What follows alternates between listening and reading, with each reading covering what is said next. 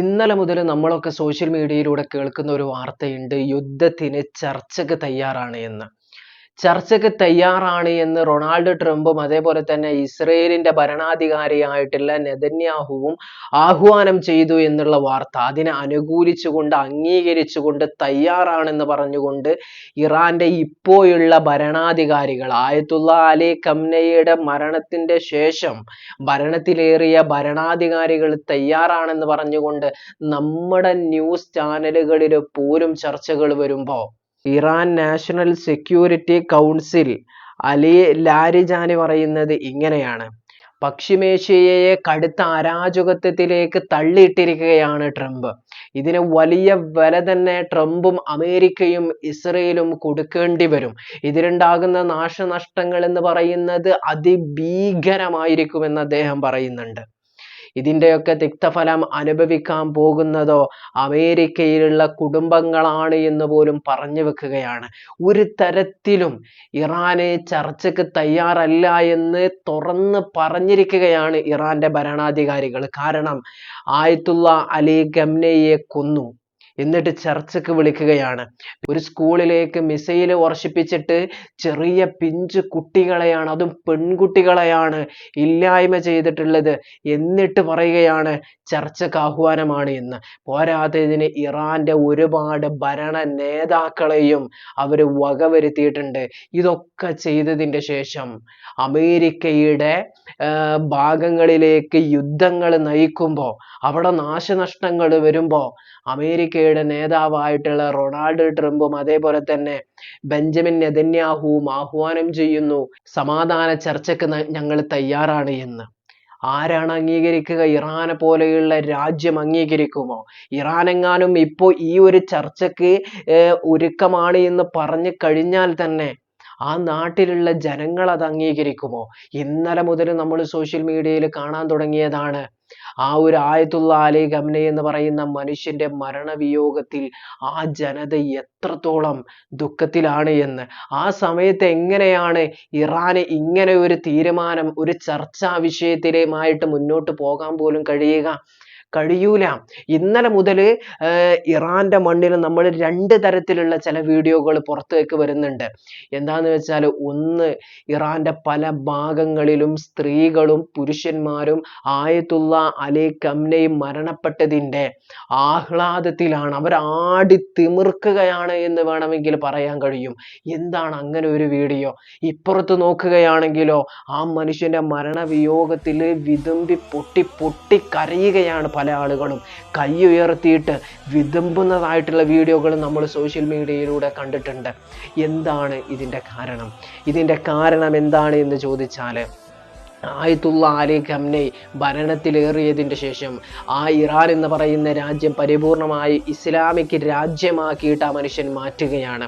അങ്ങനെ ഇസ്ലാമിക് ഭരണകൂടത്തിന്റെ കീഴിലായിട്ട് ആ രാജ്യം മാറുമ്പോൾ ആ ഒരു രാജ്യത്ത് ഇസ്ലാമിൻ്റെതായിട്ടുള്ള സംസ്കാരങ്ങൾ കൊണ്ടുവരികയാണ്. അതായത് പാശ്ചാത്യ സംസ്കാരത്തിനെ പാടെ തള്ളുകയാണ്. അതായത് അമേരിക്കയെയും ഇസ്രയേലിനെയും ഒക്കെ അംഗീകരിക്കുകയും ആ രാജ്യത്തുള്ള വസ്ത്രധാരണകൾ, ആ രാജ്യത്തുള്ള പാശ്ചാത്യ സംസ്കാരങ്ങൾ, ഇറാനിലുള്ള ജനങ്ങൾ അതിനെ നെഞ്ഞോട് ചേർക്കാൻ ആയത്തുള്ള അലി ഖംന ഒരിക്കലും അതിനെ അംഗീകരിച്ചിട്ടില്ല എന്നുള്ളതാണ്. അങ്ങനെയുള്ള ആളുകളെ സംബന്ധിച്ചിടത്തോളം ആയത്തുള്ള അലി ഖംനയോട് ആ മനുഷ്യന്മാർക്ക് തീർത്താൽ തീരാത്ത വെറുപ്പുണ്ട് എന്നുള്ളതാണ്. അതിന്റെ അടിസ്ഥാനത്തിൽ തന്നെ ആ മനുഷ്യനൊന്ന് മരണപ്പെട്ട് കാണണമെന്ന് ആഗ്രഹിച്ച ഒരു വിഭാഗം ആളുകൾ അവിടെ ഉണ്ടായിരുന്നു എന്നുള്ളത് പരമമായ ഒരു യാഥാർത്ഥ്യമാണ്. അവരുടെ ആഹ്ലാദ പ്രകടനമാണ് സോഷ്യൽ മീഡിയയിലൂടെ ഇന്നലെ കാണാനായിട്ട് കഴിഞ്ഞത്. പക്ഷേ ആയത്തുള്ള അലി ഖംനയുടെ മരണത്തിൽ തിരിച്ചടിക്കുമെന്ന് ഇറാൻ മാത്രമല്ല പല രാജ്യങ്ങളും ഇസ്രയേലിനും അമേരിക്കക്കുമെതിരെ മുന്നറിയിപ്പ് പോലും നൽകിയിട്ടുണ്ട് എന്നുള്ളതാണ്. നിങ്ങൾ ആലോചിച്ച് നോക്കിയിട്ടുണ്ടോ? ഈ യുദ്ധം ഇവിടെ ഇത്രയും കൊടുമ്പിരി കൊള്ളാനുള്ളതിന്റെ കാരണം? ഇസ്രയേലും ഇറാനും തമ്മിലുള്ള പ്രശ്നം നമുക്കറിയാം. അവർ തമ്മിൽ വ്യക്തി വൈരാഗ്യമുണ്ട് എന്നും നമുക്കറിയാം. പക്ഷേ അമേരിക്കക്ക് എന്താണ് ഇതിലുള്ള റോള്? അമേരിക്കക്ക് എന്താണ് ഇതിലുള്ള റോള് എന്ന് അറിയണമെന്നുണ്ടെങ്കിൽ കുറച്ചു മുമ്പ് നമ്മൾ എഫ്സ്റ്റീൻ്റെ ചില ഫയലുകൾ പുറത്തു വന്നു, ചില വീഡിയോകൾ പുറത്തു വന്നു, ചില ഫോട്ടോകൾ പുറത്തു വന്നു.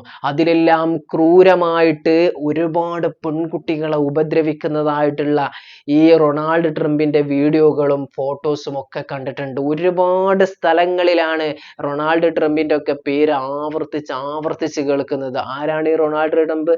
അമേരിക്കയുടെ വലിയ ഒരു ഭരണാധികാരിയാണ്.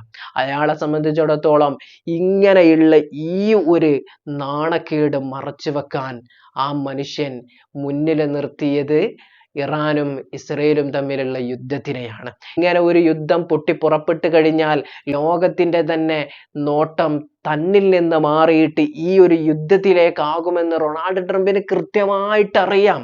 ആയത്തുള്ള അലി ഖംനയെ കൊന്നത് പോലും കൃത്യമായിട്ടുള്ള പ്ലാനിങ്ങോട് കൂടെയാണ്. പക്ഷേ ആയത്തുള്ള അലി ഖംനയ്ക്ക് കൃത്യമായിട്ട് അറിയാമായിരുന്നു ഈ ഒരു യുദ്ധത്തിൽ താൻ കൊല്ലപ്പെടും, അല്ലെങ്കിൽ തനിക്ക് രക്തസാക്ഷി ആകണമെന്ന് ആ മനുഷ്യന് വല്ലാത്ത ആഗ്രഹവും ഉണ്ടായിരുന്നു എന്നുള്ളതാണ് യാഥാർത്ഥ്യം. ആ മനുഷ്യന്റെ വസതിയിൽ ആ രാജ്യത്തിന്റെ പല നേതാക്കന്മാരും പല മന്ത്രിമാരും ഒരുമിച്ച് കൂടുന്ന വലിയ ഒരു ചർച്ചയാണ് ആയത്തുള്ള അലി ഖംനയുടെ വീട്ടിൽ നടക്കുന്നത്.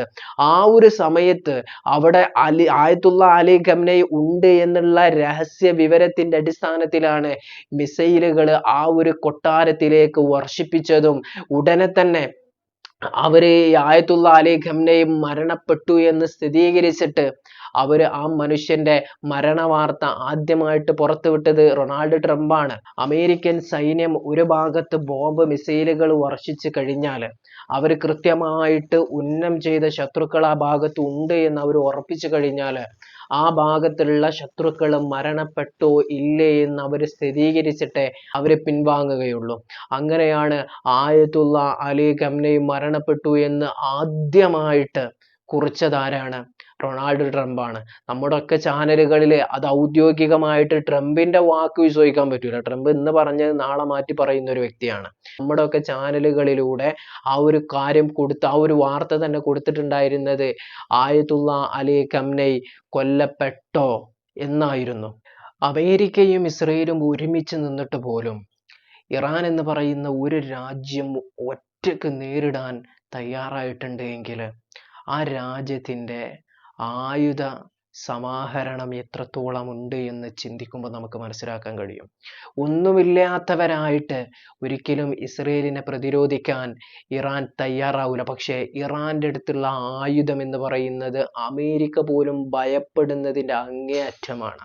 ഇറാൻ അണുവായുധം ഉണ്ടാക്കുന്നു എന്ന് പറഞ്ഞുകൊണ്ടാണ് ഇസ്രയേലും അമേരിക്കയും ഇറാനെതിരെ എതിർപ്പ് മുന്നോട്ട് വെക്കുന്നത്. ഇറാൻ പറയുന്നത് ഞങ്ങൾ ആ ഒരു അണുവായുധം ഒരു പരീക്ഷണത്തിന് വേണ്ടിയിട്ടാണ് ഞങ്ങൾ എന്ത് ചെയ്യണത് തയ്യാറാക്കിക്കൊണ്ടിരിക്കുന്നത് എന്നാണ്. പക്ഷേ അതൊരിക്കലും ഒരു വാറിനോ ഒരു യുദ്ധത്തിനോ വേണ്ടി ഒരുക്കി തയ്യാറാക്കുകയല്ല എന്ന് ഇറാൻ പറഞ്ഞു വെക്കുമ്പോൾ പോലും അമേരിക്കയും ഇസ്രയേലും അതിനെ കടുത്ത രൂപത്തിൽ എതിർക്കുന്നുണ്ട്. കാരണം അതെങ്ങാനും ഒരു പരീക്ഷണത്തിന് തയ്യാറാക്കുകയും ആ പരീക്ഷണം വിജയിച്ചു കഴിഞ്ഞാൽ അമേരിക്കക്കും ഇസ്രയേലിനും ഇറാന്റെ മുമ്പിൽ പിടിച്ചു നിൽക്കാൻ കഴിയൂല. ഇറാന്റെ വളർച്ച എന്ന് പറയുന്നത് പിന്നെ അതിഗംഭീരമായിരിക്കും. ഒരാൾക്കും ഇറാനെ തൊടാൻ പോലും കഴിയാത്ത രൂപത്തിലേക്ക് ഇറാൻ കുതിച്ചുയരുമെന്നുള്ള കൃത്യമായിട്ടുള്ള ബോധ്യം അമേരിക്കക്കും ഇസ്രയേലിനും ഉണ്ട് എന്നുള്ളതാണ്. അതിൻ്റെ അടിസ്ഥാനത്തിൽ കൂടെയാണ് ഇറാനെ ഇത്രത്തോളം എതിർത്തുകൊണ്ടേയിരിക്കുന്നത്. അവർ പറയുന്നത് ഇറാന്റെ കയ്യിലുള്ള ആ ഒരു ആയുധത്തിന് സമാനമായിട്ടുള്ള എല്ലാ കാര്യങ്ങളും നശിപ്പിക്കണമെന്നാണ്. ഇറാനെ സംബന്ധിച്ചിടത്തോളം ഇറാൻ ഒരിക്കലും അതിന് തയ്യാറാകൂല. ചർച്ചകൾ വെക്കുന്നുണ്ട് എന്ന് പറയുന്നുണ്ടല്ലോ. ചർച്ചകൾ ആവാം എന്നൊക്കെ പറയുമ്പോഴും അമേരിക്ക മുന്നിലോട്ട് വെക്കുന്ന ഓപ്ഷൻ ഇതാണ്. ഇറാന്റെ എല്ലാ ആയുധങ്ങളും അവരെന്ത് ചെയ്യണം? അണുവായുധങ്ങൾ അടക്കമുള്ള ആയുധങ്ങൾ അവർ ഇല്ലായ്മ ചെയ്യണം. ഒരിക്കലും ഇറാൻ അതിന് തയ്യാറാവില്ല. കാരണം അങ്ങനെ ഇറാൻ ചെയ്തു കഴിഞ്ഞാൽ ഇറാന് കൃത്യമായിട്ട് അറിയാം അത് വരും കാലഘട്ടങ്ങളിൽ ഇസ്രയേലും അമേരിക്കയും ഇനിയൊരു പോരിന് തീ കൊളുത്തി കഴിഞ്ഞാൽ അതിൽ ഇറാൻ തകരുമെന്ന്. പക്ഷേ ഇങ്ങനൊരു ആയുധം ഇറാന്റെ അടുത്തുള്ളിടത്തോളം കാലം ഇറാന് ഭയപ്പെടേണ്ട ആവശ്യമില്ല.